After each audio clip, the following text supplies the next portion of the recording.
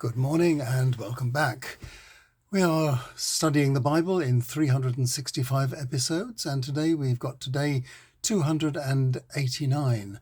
We have come to the case of the foreign dogs and the deaf mute. This is Mark chapter 7, verses 24 to 37. I'll turn you around so you can read the text with me. So Jesus got up from there and went off into the Tyre area. Secretly, he went into someone's house, but his presence couldn't be concealed. Right away, a woman heard he was there. Her little daughter was in the possession of an impure spirit. She was a Greek woman from the area of Syria and Phoenicia, and she came and knelt down in front of Jesus and asked him to expel the demon from her daughter. He said to her, "I've got to feed the children first. It wouldn't be right to take the children's food away from them and throw it to the house dogs." But she answered back, "That's true, sir, but even the dogs under the table get to eat the children's crumbs." And he said to her, "Because you have said this, go, and you will see that the demon has come out of your daughter." She went home and found the child lying in bed and the demon gone. Then he returned from the Tyre district and went to the Sea of Galilee by way of Sidon and the Decapolis. They brought a man to him who was deaf and had speech problems. They asked him to lay his hand on him. Jesus took him to one side privately, away from the crowd. Jesus put his fingers into the man's ears, spat and touched his tongue, looked up to heaven, sighed, and said to him, "Ephphatha," which means "open right up." His ears were opened, his tongue was released, and he spoke plainly.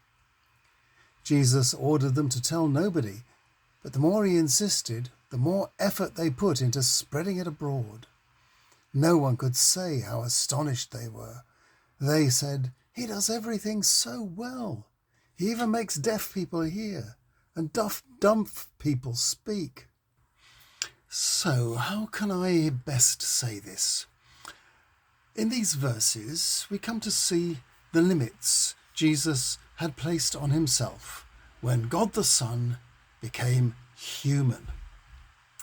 We see here in these verses that during his ministry, he did not have complete knowledge. He still had things to learn. This collection of stories comes from an excursion Jesus makes outside of Jewish territory.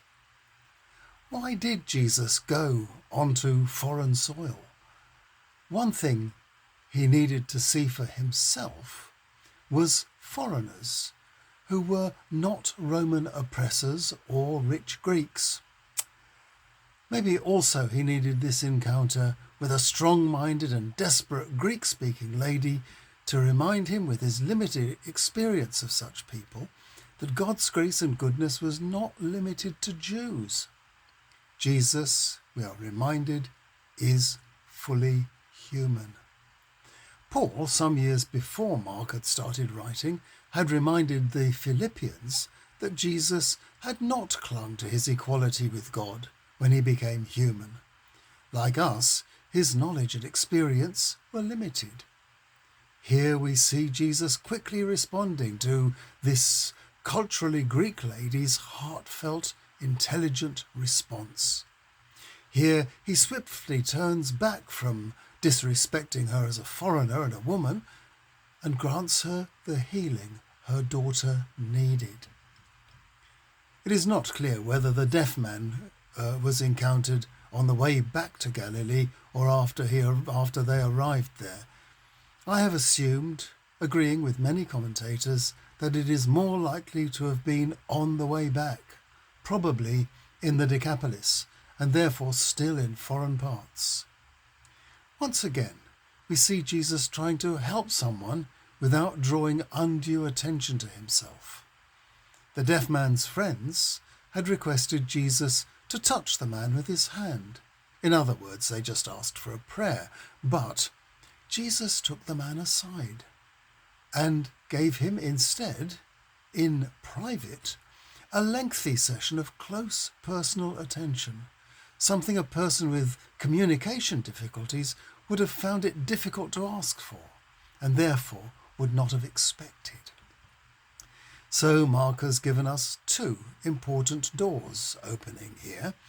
The first is Jesus' recognition that his good news is not just for Jews, not just for males.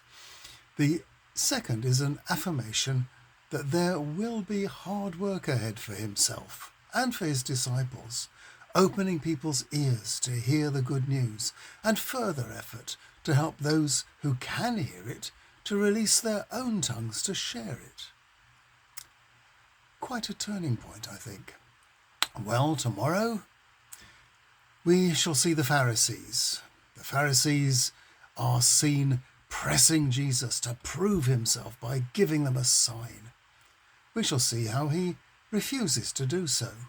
And then, once again in private, he heals a blind man and swears him to secrecy. See you tomorrow.